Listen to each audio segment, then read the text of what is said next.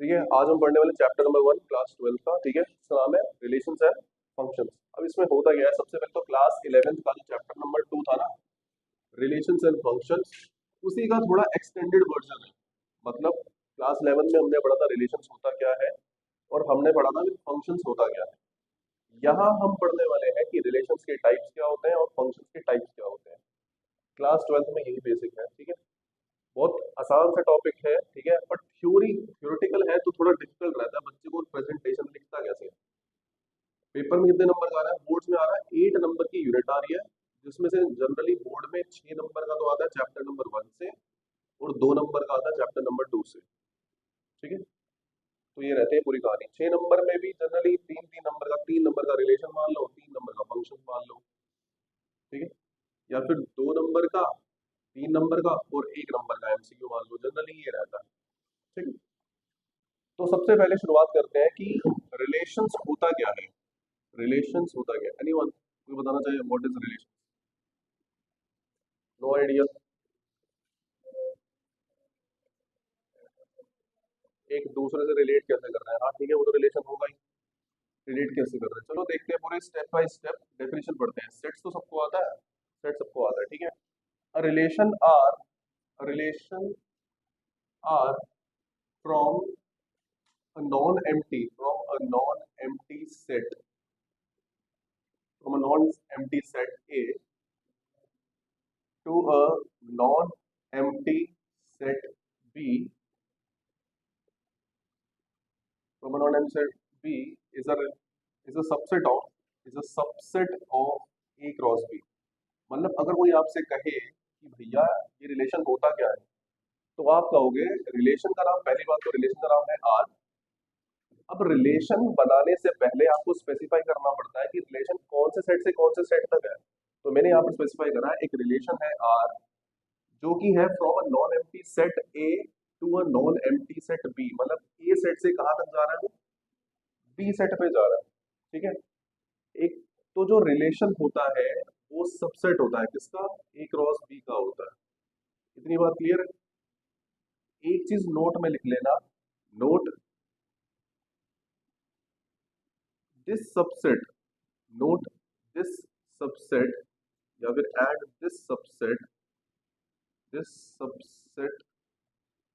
Is derived, is described लिख लो, या derived, described using a relation, using a relation using a relation between the elements, using a relation between the elements of the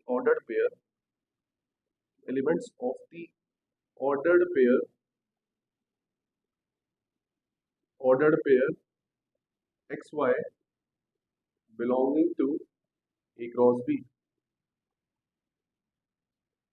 अब पहले इसका मतलब समझ लो, सारे इधर देख लो पहले भाई सभी, इसका मतलब समझ लो रिलेशन होता क्या है। पूरी क्लास 11 से स्टार्टिंग से पढ़ा रहा हूँ, रिलेशन होता क्या है। देखो रिलेशन सिंपल सी बात है, हिंदी में बोलेंगे रिश्ता बेसिकली। ठीक है, रिश्ते को बेसिकली रिलेशन कहते हैं। अब रिश्ता एक टाइप का तो होता नहीं है, रिश्ते हैं बहुत सारे, भाई बहन का, मदर फादर, ठीक है, फादर सन हो गया, ठीक है, बॉयफ्रेंड गर्लफ्रेंड हो गया, कुछ भी, मतलब दो बंदे चाहिए ऑब्वियसली, रिलेशन बनाने के लिए दो बंदे चाहिए।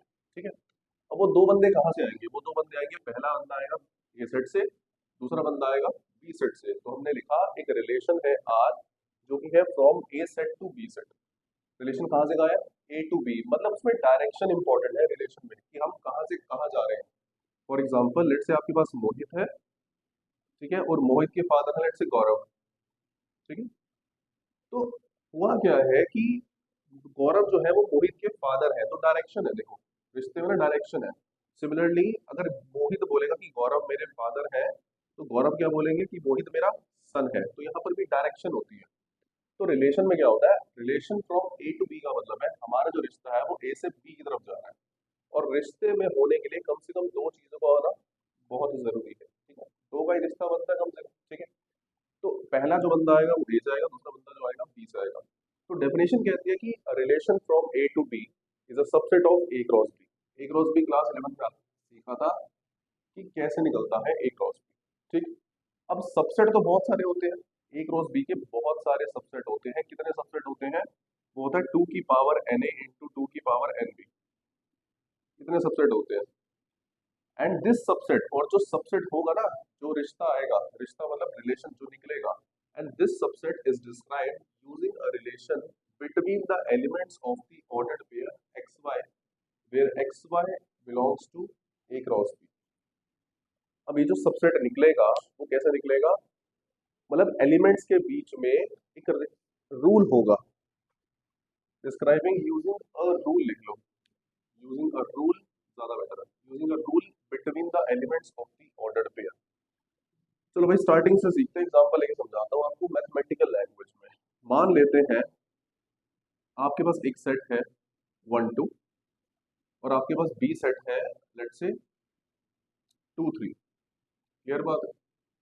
आपको कोई कहता है ए क्रॉस बी निकाल दीजिए, तो ए क्रॉस बी क्या होता है, पहले ए क्रॉस बी के अंदर एलिमेंट आते हैं, ऑर्डर्ड पेयर आते हैं। पहला एलिमेंट कहाँ से आता है, ए में से। दूसरा एलिमेंट कहाँ से आता है, बी में से। तो पहला ऑर्डर पेयर आएगा 1 2, दूसरा आएगा 1 3, तीसरा आएगा 2 2, चौथा आएगा 2 3। ओके। फिर क्वेश्चन कहता है आपसे, लेट्स से आपके पास एक रिलेशन है, उस रिलेशन के अंदर ऐसे ऑर्डर्ड पेयर आएंगे सच दैट, ऐसे ऑर्डर्ड पेयर आएंगे such that y equals to x plus 1, where x belongs to a and y belongs to b। ये कौन प्रोवाइड करता है हमें, रिलेशन, ये हमें क्वेश्चन प्रोवाइड करता है। रिलेशन बहुत सारे हो सकते हैं, पर इस पर्टिकुलर मैंने यहाँ पर ये चूज करा। दोबारा बता रहा हूँ, एक आपके पास ए सेट होना जरूरी है, एक आपके पास बी सेट होना जरूरी है। कभी कभी सेम भी हो सकते हैं। अगर वो लिखेगा relation from A to B, तो ए और बी का होना जरूरी है। अगर वो लिखेगा रिलेशन इन ए, तो पहला भी ए होगा, दूसरा भी ए होगा। ए क्रॉस बी मैंने आपके सामने लिख लिया। रिलेशन क्या है, रिलेशन वो है जो एक रूल को फॉलो करता है। बेसिकली एक रूल का होना बहुत जरूरी है, ठीक है ना। हर रिश्ते में कुछ रूल होता है, तभी होता है ना। भाई किसको बोलते हो, तो तुम्हारी मम्मी का बच्चा हो, उसी को तो भाई बोलोगे ना, सिंपल सी बात है। मम्मी किसको बोलोगे, जिसने तुम्हें पैदा किया, रूल ही तो है। क्लियर। ओके। तो अब मैं रिलेशन लिख लेता हूँ। अगर मैं x की जगह 1 पुट करूंगा, पहला एलिमेंट कहाँ से आएगा, पहले सेट से। दूसरा एलिमेंट कहाँ से आएगा, दूसरा सेट से। तो जब मैंने 1 को पुट करा x की जगह, तो 1 प्लस 1 कितना हुआ, 2। तो मतलब इस रिलेशन के अंदर 1 पुट करने पे क्या मिल रहा है, 2। तो ऑर्डर्ड पेयर क्या आएगा, 1 2। फिर मैंने क्या करा, 2 को पुट करा यहाँ पर x की जगह, 2 प्लस 1 3। तो ये बन गया रिलेशन। अब आप क्लियरली देख सकते हो, जो मैंने आपके सामने रिलेशन लिखा है वो किसका, ए क्रॉस बी का सबसेट है या नहीं है। तो पहली डेफिनेशन ने यही कहा था कि जो रिलेशन होता है वो ए क्रॉस बी का सबसेट होता है। ओके। फिर मैंने बताया कि दिस सबसेट इज डिस्क्राइब्ड, और ये जो सबसेट आपने निकाला है ना, ये कैसे निकाला है, this subset is described using a rule. एक रूल की मदद से निकाला है मैंने सबसेट, और रूल किसके बीच में है, rule using a rule between the elements of the ordered pair x y A cross B. मतलब जितने भी एलिमेंट्स ए क्रॉस बी के अंदर है, उस पे मैंने एलिमेंट्स के बीच में रूल लगाया। एलिमेंट्स के बीच में रूल लगाया मतलब मैंने रूल क्या लगाया, x plus 1 equals to y. इसने इस रूल को पास किया, 1 2 ने इस रूल को पास किया। y की जगह 2 पुट करोगे, x की जगह 1 पुट करेंगे, तो पास हो गया। तो वो मेरे रिलेशन में आएगा। इसने इस रूल को पास नहीं करा, वो रिलेशन में नहीं आएगा। 2 2 ने इस रिलेशन को पास नहीं करा, इस रूल को पास नहीं करा, तो वो रिलेशन में नहीं आएगा। 2 3 ने इस रिलेशन को पास कर दिया, इस रूल को पास कर दिया, तो वो रिलेशन में आएगा। तो कुल मिला के बात इतनी सी है कि रिलेशन में वो आता है जो उस रूल को पास करता है, और इस रूल को ही कुल मिला के रिलेशन कहते हैं, और ये बाद में जाके फंक्शन बन जाता है। बात समझ आ रही है। दो सेट होते हैं, पहला एलिमेंट पहले सेट से आता है, दूसरा एलिमेंट दूसरे सेट से आता है। उसको फिर मैं रूल पे बैठाता हूँ, जो इस रूल को पास कर देता है, उसी रूल को बेसिकली रिलेशन कहते हैं। और ये जो रूल होता है, इस फॉर्म में कहते हैं सेट बिल्डर फॉर्म, और ये जो मैंने नीचे लिखा है, इसको बोलते हैं रोस्टर फॉर्म। इतनी बात क्लियर है। इसको लिखने के बाद एक और तरीका होता है इसको दिखाने का, दैट इज एरो डायग्राम। ये है आपके पास ए सेट, ये है आपके पास बी सेट। ए सेट के अंदर आएगा आपके पास 1 2, बी सेट के पास आएगा आपके पास 2 3।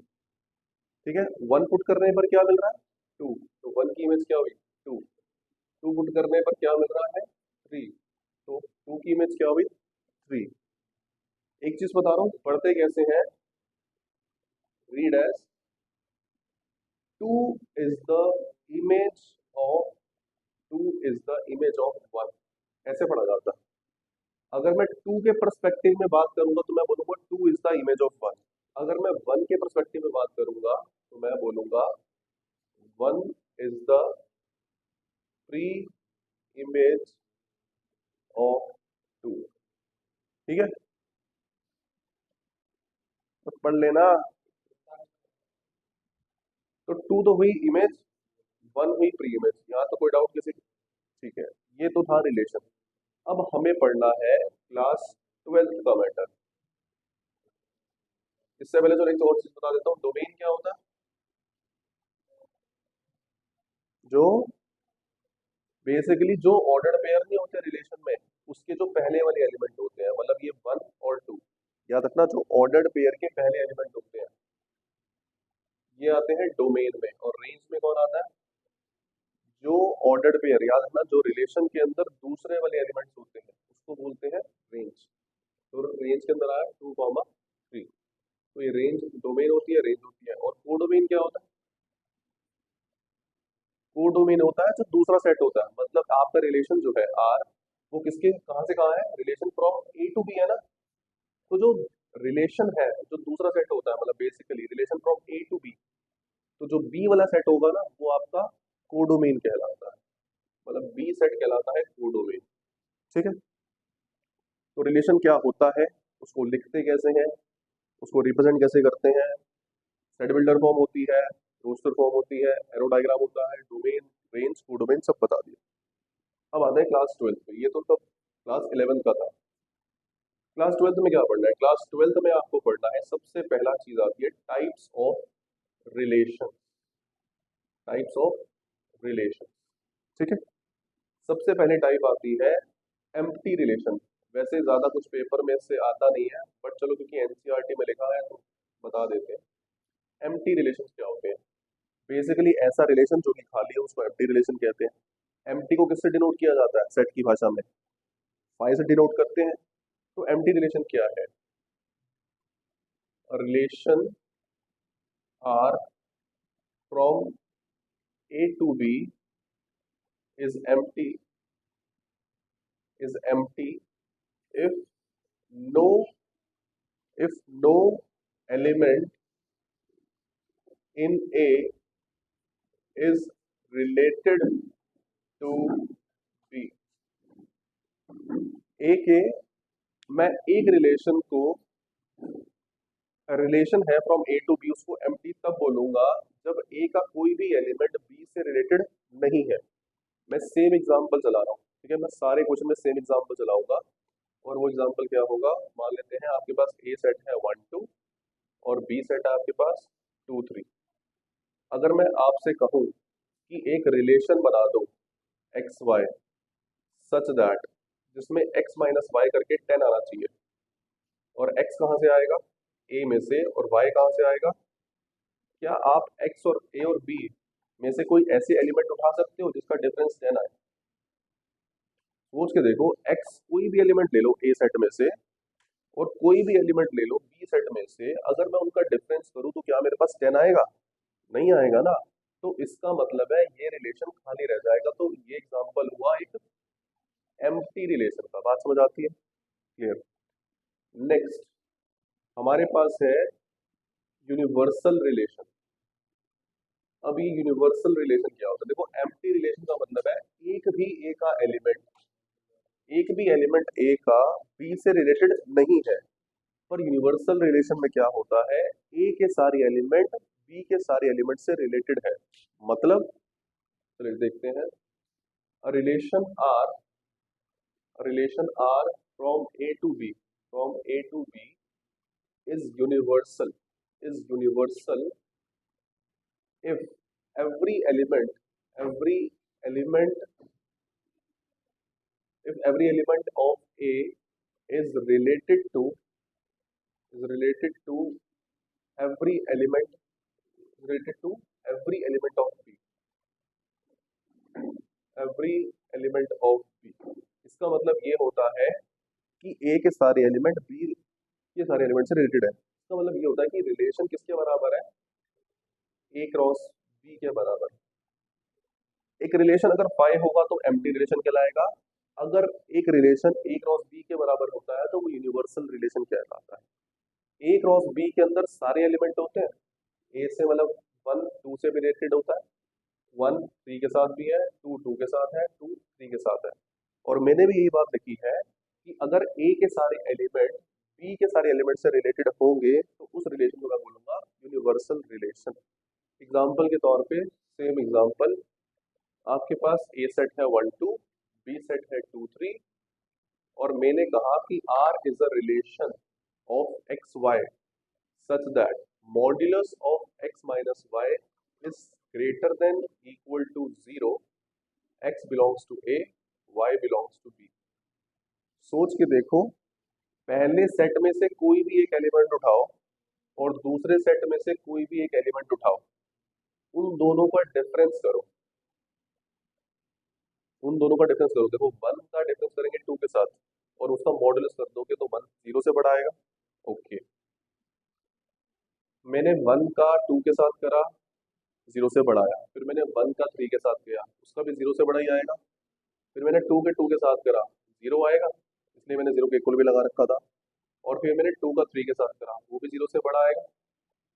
तो ये किसके बराबर था, ये था ए क्रॉस बी के बराबर। और अभी आपने पढ़ा कि जो रिलेशन ए क्रॉस बी के बराबर होता है उसको क्या बोलते हैं, क्लियर। तो अभी हमने पढ़ा कि रिलेशन होता क्या है, बेसिकली दो एंटिटीज के बीच में रिश्ता, और वो रिश्ता कैसे स्टैब्लिश होता है, एक रूल के हिसाब से, जिसमें पहला एलिमेंट कहाँ से आता है, पहले सेट से, दूसरा एलिमेंट कहाँ से आता है, दूसरे सेट से।